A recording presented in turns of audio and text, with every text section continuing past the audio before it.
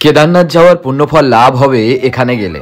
শিবপুরাণ মতে কেদারনাথের উপলিঙ্গ হচ্ছে ভূতেশ্বর মহাদেব, যিনি উত্তরপ্রদেশের মথুরায় অবস্থিত। স্বয়ংভূ লিঙ্গরূপে যুগ যুগ ধরে এখানে তিনি অবস্থিত।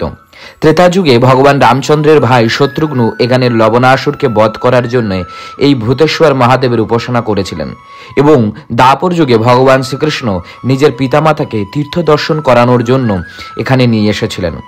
সনাতন ধর্মে মহাদেবের যে দ্বাদশ জ্যোতির্লিঙ্গ আছে, সেই দ্বাদশ জ্যোতির্লিঙ্গের 8টি উপলিঙ্গ আছে।